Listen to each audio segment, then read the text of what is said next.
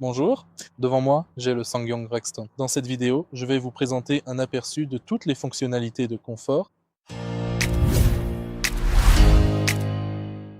Commençons par les portes du conducteur. Tout d'abord, sur ce panneau, nous pouvons activer la position automatique du siège. Nous pouvons enregistrer jusqu'à 3 positions de siège ou les réinitialiser. Ensuite, sur les portes du conducteur, nous trouvons ce panneau. Grâce à ce panneau, nous pouvons replier et déplier les rétroviseurs et nous pouvons régler électriquement leur position. Ensuite, regardez derrière le côté gauche du volant. Juste ici, nous avons plusieurs panneaux. Nous pouvons accéder à la caméra à 360 degrés.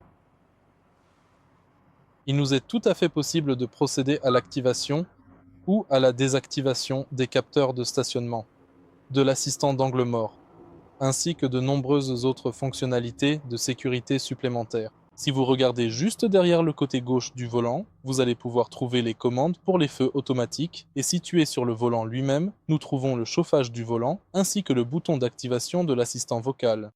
De l'autre côté, nous trouvons le régulateur de vitesse.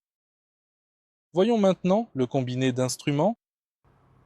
Dans cette section spécifique, nous pouvons trouver le système de contrôle de la pression de chacun des pneus, ainsi que l'indicateur de vitesse entièrement réglable selon vos préférences.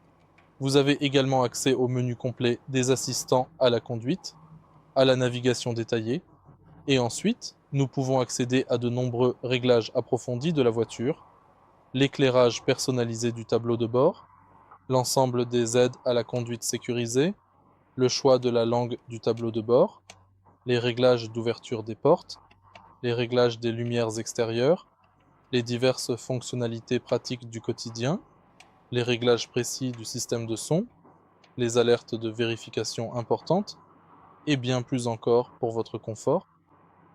Dirigeons-nous maintenant vers la partie centrale de l'habitacle. Juste ici, nous pouvons en un clin d'œil changer de mode de conduite. Et nous pouvons également activer l'auto-hold ainsi que le frein de stationnement électrique. Grâce à ce panneau, nous pouvons activer le mode hiver ou le mode standard. La voiture est également équipée de 2 prises électriques, d'une prise AUX, d'un port USB, du chauffage des sièges, ainsi que de la ventilation des sièges. Il y a une climatisation bizone avec AC, et sur l'écran, nous pouvons trouver la navigation, le Bluetooth, CarPlay et Android Auto. Malheureusement, ces fonctionnalités nécessitent un câble. Si vous trouvez cette vidéo utile, merci de laisser un like, un commentaire et de vous abonner.